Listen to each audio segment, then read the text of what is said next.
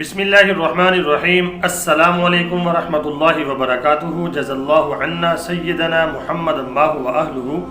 میرے ناظرین، امید ہے آپ خیریت سے ہوں گے۔ اللہ رب العالمین آپ کو اپنی شایان شان جزائے خیر عطا فرمائے۔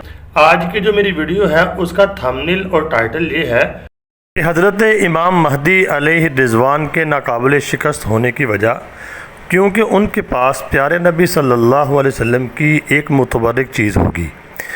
اس میں کیا حقیقت ہے آج میں آپ کے سامنے شیئر کروں گا۔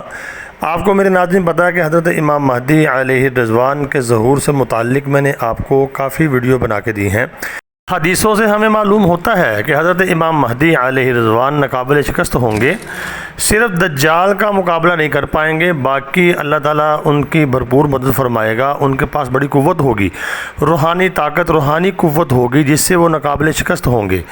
تو اللہ رب العالمین ان کی ہر لمحہ اور ہر موقع پہ مدد فرمائے گا۔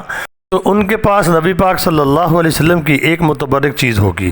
یہ جو بات میں آپ کے ساتھ شیئر کرنے جا رہا ہوں یہ مجھے کسی نے بھیجی ہے، اور اگر یہ حقیقت ہے تو پھر حضرت امام مہدی علیہ الرضوان ناقابل شکست ہی ہوں گے۔ وہ یہ ہے کہ حضرت امام مہدی علیہ الرضوان کے بارے میں یہ آتا ہے، پہلے نمبر پہ خراسان کے لشکر میں ہوں گے۔ خراسان کا جو کالے جھنڈوں والا لشکر ہے، ایک حدیث میں آتا ہے، میں نے اس کے اوپر ویڈیو بھی بنائی ہوئی ہے، کہ نبی پاک صلی اللہ علیہ وسلم یہ بھی فرمایا کہ جو حضرت مہدی ہوں گے وہ خراسانی لشکر یا کالے جھنڈوں والا وہاں پر ہوں گے، تو تم ان کی مدد کو جانا اور ان کے ساتھ شامل ہو جانا۔ اور دوسری بات یہ ہے جو کہا جا رہا ہے کہ حضرت امام مہدی علیہ الرضوان کے پاس نبی پاک صلی اللہ علیہ وآلہ وسلم کا کرتا مبارک ہوگا۔ اگر ان کے پاس یہ کرتا مبارک ہوا، جیسا کہ یہ کتاب کا حوالہ کسی نے مجھے بھیجا ہے، تو پھر واقعی وہ ناقابل شکست ہوں گے۔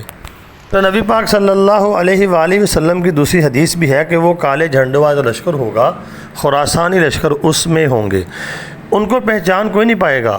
تو نبی پاک صلی اللہ علیہ وسلم نے فرمایا کہ تم اس لشکر میں شامل ہو جانا، کیونکہ وہ ظاہر ہوں گے جا کے بیت اللہ کے اندر، حجر اسود اور مقام ابراہیم کے درمیان وہ ظاہر ہوں گے۔